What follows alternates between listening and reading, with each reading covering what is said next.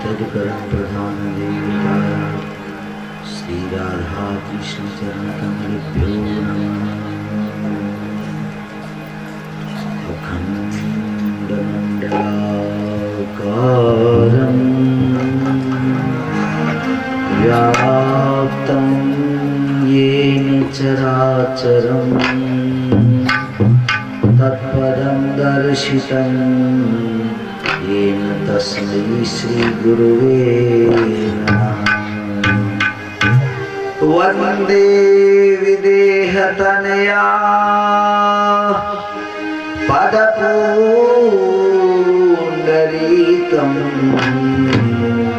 कैशोरसौरभसमाधितयोगिचित्तम् हन्तुं त्रितापमनिशं मुनिहंस कंस सेव्यं सन्मानशाली परपीत परागपुञ्जम् दूर्वादलं द्युतितरुण तरुणाब्जनेत्रम्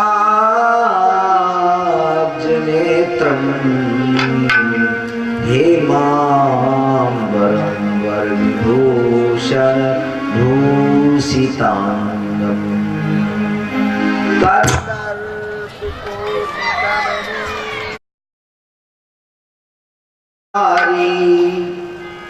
गुलाम तेरो बनवारी सुन बरसाने वारी गुलाम तेरो बनवारी सुन बरसाने वारी गुलाम तेरो बनवारी सुन बरसाने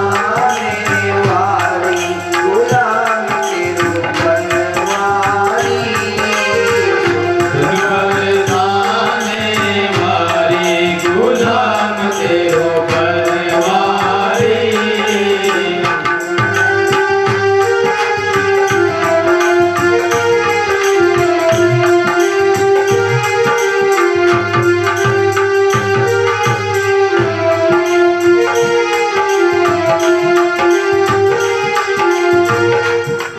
पायलिया पे बाजे मुरलिया तेरी पायलिया पे बाजे मुरलिया तेरी पायलिया पे बाजे मुरलिया तेरी पायलिया पे बाजे मुरलिया छम छम नाच मुरारी गुलाम तेरो बनवारी छम छम नाच मुरारी गुलाम तेरो बनवारी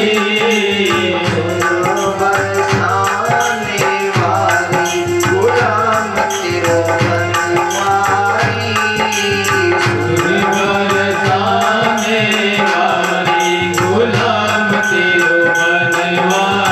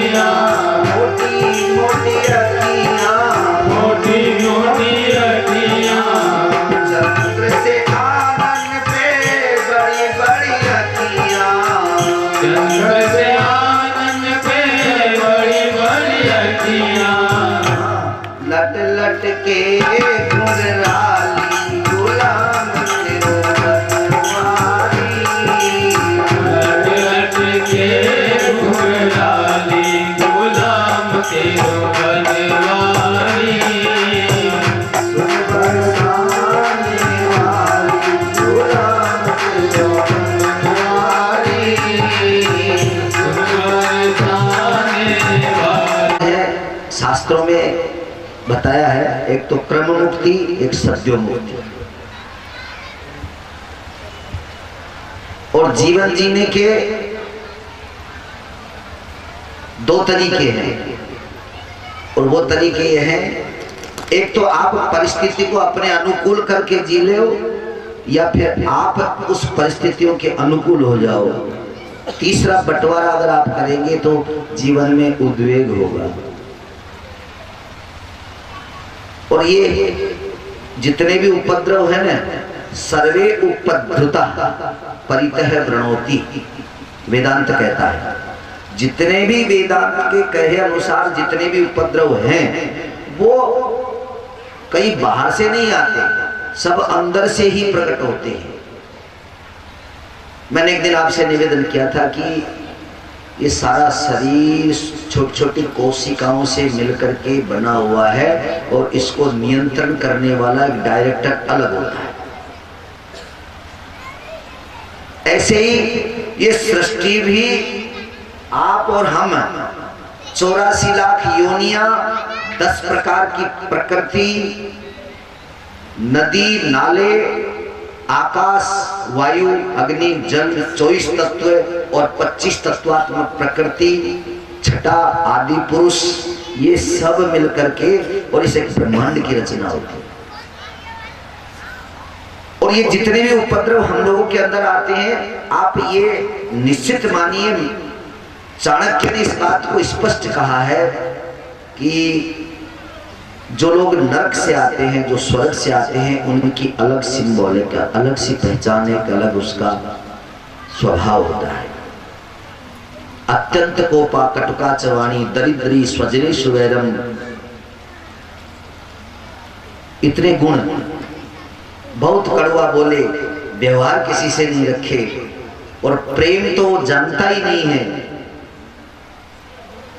और परिजनों से, अपने ही कुटुंब से दुश्मनी रखे और परिवार वालों को जाकर के और दूसरे जो पड़ोसी हैं या दूसरे हैं उन लोगों को बहुत प्रेम बांटे, ऐसा लक्षण किन्हीं में मिलता है, वो समझ लीजिए वो निश्चित रूप से नरक भोग करके आया होता है।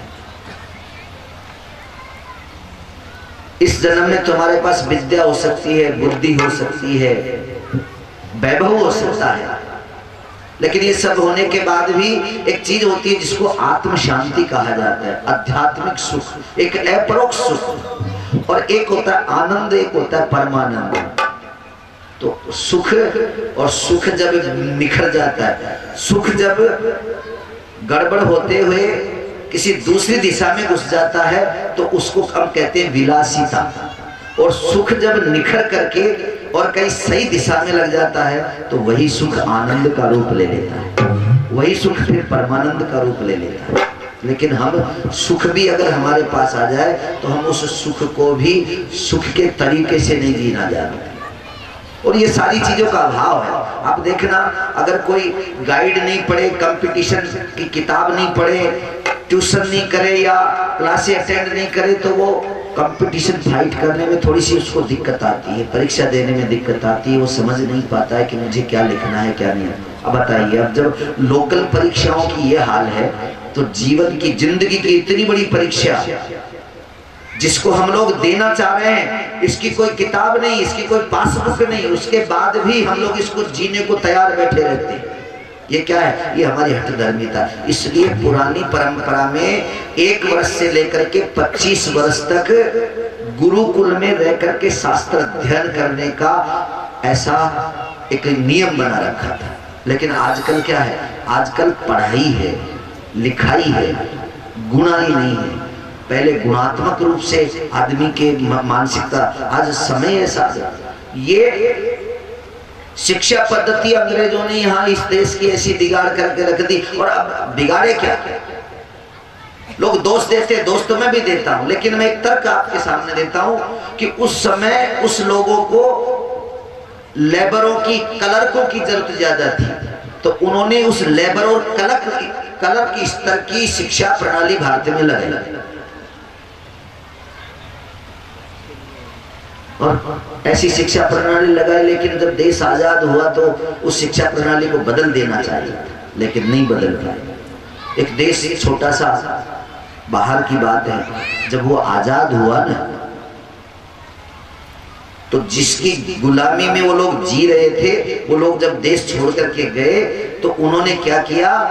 उनके द्वारा बनाए हुए बिल्डिंगों को और राजभवनों को, राज्यसभा को, लोकसभा को, सबको बुलडोजर चला करके जमीन में डोजर कर दिया।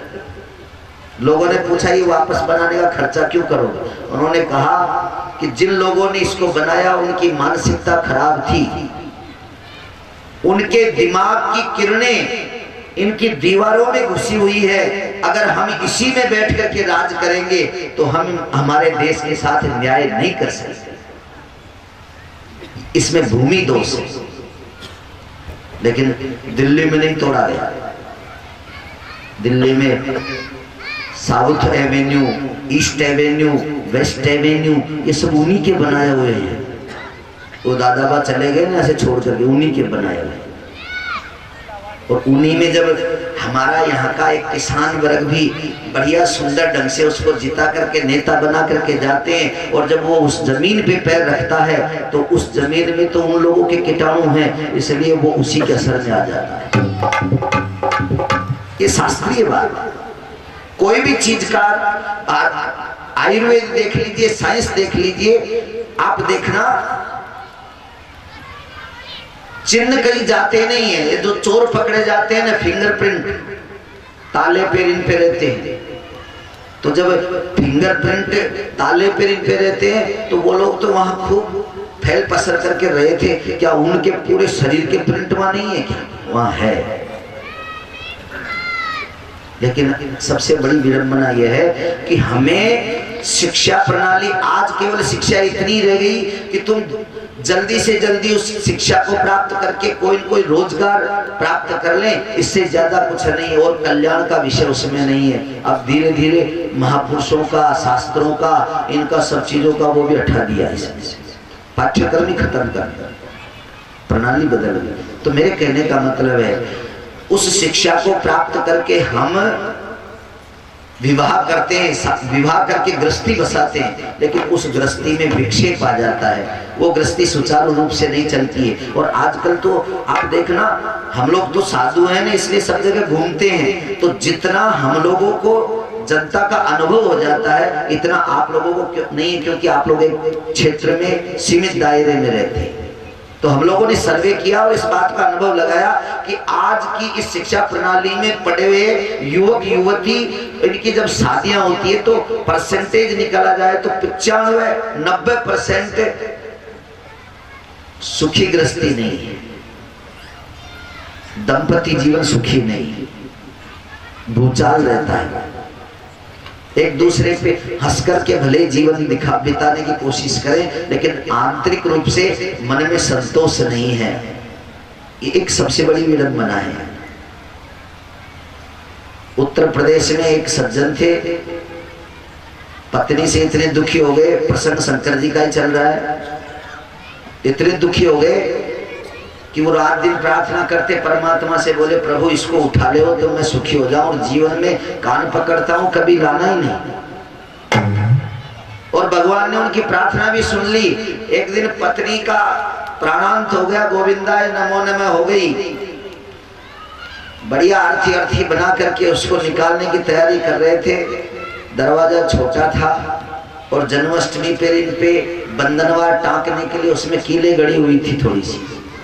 वो जब अर्थी निकालने लगे तो वो कील से अर्थी टकरा गया। टकराते ही उठाने वालों का बैलेंस बिगड़ा, नीचे गिरी। कोई देव योग भगवान की कृपा थी, वो गिरते ही वापस जिंदी हो गई। ताली मत बजाओ तो रोने का विषय है। जब वो गिरी, गिरते ही जीवित हो गई। जीवित होते ही बोले ये सब क्या कर दिया? बोले तुम मर गए थे। वाह, बोले प्रभु की कृपा से हम जिंदे हो गए। पति देव मन ही मन में सोचने लगा, बोले अब हम मर गए। और वो 5-6 साल और जी। भगवान की ऐसी कृपा हुई कि जीते वो 5वें-6वें साल बाद जब मरी, अर्थी बांध करके निकालने लगे तो वो पतिदेव दौड़ के पहले गेट पे गए और उन्होंने बड़े गौर से देखा। बोले अब कोई कील तो नहीं है, क्योंकि एक कील में जब टक्कर लगी तो 5 साल फिर दुख पाना पड़ा, और अब कील के अगर टक्कर लग जाएगी तो कितना बड़ा हाल हो जाएगा। ये हाल है आज के दंपति, स्थिति यहाँ तक आ रही है। और प्रोफेशनल हो गया काम। कुछ बालिकाएं हम लोगों को जहाँ आयोजन करने पिछले गांव में गए, वहां हमने देखा कुछ बालिकाओं के शोक चढ़ा हुआ है। शादियां हो गई, बस बाल विवाह उनका हो गया, और कहते हैं बोले महाराज तलाक लेने के चक्कर में है। मैंने कहा क्यों भाई? बोले तलाक लेंगे फट नौकरी लग जाएगी हमारी। बताओ, ये मानसिकता है आज की शिक्षा की। तलाक का कोटा अलग से, गवर्नमेंट भी कहती है कि जितना बिगड़ सके उतना बिगड़ो, हमारी तरफ से सुविधाएं हैं। तो कहने का मतलब है कि संसार में जब तक शास्त्र का अध्ययन, श्रुति स्मृति, इन सब चीजों का थोड़ा थोड़ा अध्ययन अगर हमें नहीं होगा तो हम जीवन जीने की कला को या जीवन जीने के स्तर को हम समझ नहीं सकेंगे। कुछ सीखना पड़ता है। अरे और ज्यादा तो नहीं, चपरासी की